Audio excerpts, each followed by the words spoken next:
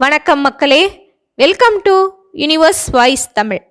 இன்று நாம் காண இருப்பது மேச லக்னக்காரர்கள் எப்படிப்பட்டவர்கள், அவர்களுக்கு தீர்க்காயுள் யோகம் எப்படி அமைந்திருக்கும் என்பதை பற்றிய காணொளிதான் இது.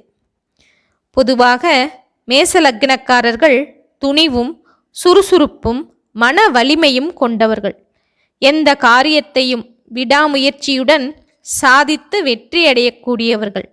தார்மீக சிந்தனையும் கருணை உள்ளமும் கொண்டவர்கள். மற்ற எல்லா ராசிக்காரர்களுடனும் நன்கு பழகும் வாய்ப்பையும் செல்வாக்கையும் உடையவர்கள். வாய்ப்பேச்சில் வல்லவர்கள். உழைப்பதற்கு ஒரு சிறிதும் தயங்காது அஞ்சாது செயல்படுவார்கள். தம்மோடு பழகுபவர்களின் அன்பை எளிதாக பெறக்கூடியவர்கள். சற்று முன்கோபமும் உண்டு. அதே நேரம் பொறுமையாக, அறிவு, அழகு, சற்று மனோபயம் கொண்டவர்களாக இவர்கள் இருப்பார்கள்.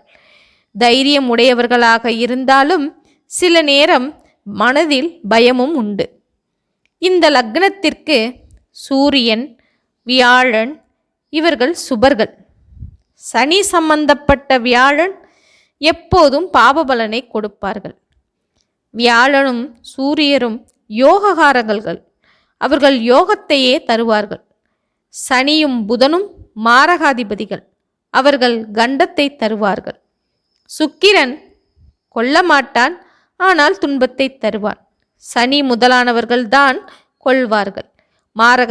மாரகஸ்தானமாகிய 2, 3, 7, 8, 12 இருந்தால் மாரகத்துக்கு ஒப்பாகிய கண்டத்தை சனியோ அல்லது புதனோ கொடுப்பார்கள்.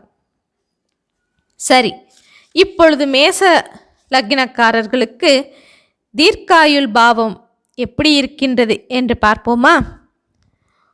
பொதுவாக மேஷத்தில் பிறந்தவர்களுக்கு சந்திரனும் சுக்கிரனும் சனியும் புதனும் துன்பத்தை தரக்கூடியவர்கள் என்று சொன்னோம் அல்லவா? ஆனால் சில நேரம் சனி நன்மையும் செய்வார். ஆனால் தர்ம கர்மாதிபதியான சனி குருவோடு சேர்ந்திருந்தால் நன்மை செய்ய மாட்டார். இந்த உண்மையை நாம் கவனித்து கூற வேண்டும். அடுத்து மேசராசிக்காரர்களுக்கு லக்னாதிபதி செவ்வாய். இவர் 8ஆம் அதிபதியும் கூட. இவர் மேசத்தில் அமர்ந்திருக்க அவரை சுப கிரகங்களில் ஏதேனும் ஒன்று பார்த்தாலே போதும், அவருக்கு தீர்க்க ஆயுள் உண்டு. அடுத்து மேச லக்ன ஜாதகத்திற்கு 7வது வீடு துலாம் வீடு. அதில் சனிக்கு உச்ச வீடு. அந்த துலாம் வீட்டில் லக்னாதிபதியான செவ்வாய் அமர்ந்திருந்தாலும் ஆயுள் தீர்க்கம். அடுத்து மேச லக்னத்திற்கு அஷ்டமஸ்தானம், அதாவது ஆயுள் ஸ்தானம் விருச்சிக வீடு. விருச்சிக வீட்டில் குரு அமர்ந்திருந்தால் ஜாதகர் நீண்ட ஆயுளுடன் பல வருடங்கள் வாழ்வார். ஆயுள் காரகனாகிய சனீஸ்வரரும் அஷ்டம ஆயுள் ஸ்தானமாகிய 8வது இடமான விருச்சிக வீட்டில் தனித்து அமர்ந்திருந்தாலும் ஆயுள் தீர்க்கம். மேச லக்னத்திற்கு ஜீவனஸ்தானமாகிய மகர வீட்டில் லக்னாதிபதியான செவ்வாய் உச்சமாக சென்று அமர்வது ஜாதகருக்கு ஆயுள் தீர்க்கத்தை, அதாவது 100 வயதை பெற்றுத்தரும். மேச லக்ன ஜாதகத்தில் ஆத்மகாரகனாகிய சூரியன் இருக்கும் இடத்திலிருந்து 7வது வீட்டில் குரு அமர்ந்து இருவரும் சமசப்தம பார்வையாக ஒருவரை ஒருவர் பார்த்து கொண்டாலும் ஆயுள் தீர்க்கம். ஜென்ம லக்னத்திற்கு 3வது இடமான மிதுனத்திலோ அல்லது கடகத்திலோ அல்லது சிம்மத்திலோ அல்லது கன்னியிலோ அல்லது துலாத்திலோ அல்லது விருச்சிகத்திலோ ஆகிய ஏதேனும் இப்படி ஓர் இடங்களில் குரு அமர்ந்தாலும் தீர்க்க ஆயுளை தரும். மேச லக்னத்திற்கு பாக்கியஸ்தானமாகிய தனுசு ராசியிலோ அல்லது ஜீவனஸ்தானமான மகர ராசியிலோ அல்லது ஜென்மஸ்தலமான மேஷத்திலோ புதனும் சுக்கிரனும் சேர்ந்து இருந்தாலும் ஆயுள் தீர்க்கம்.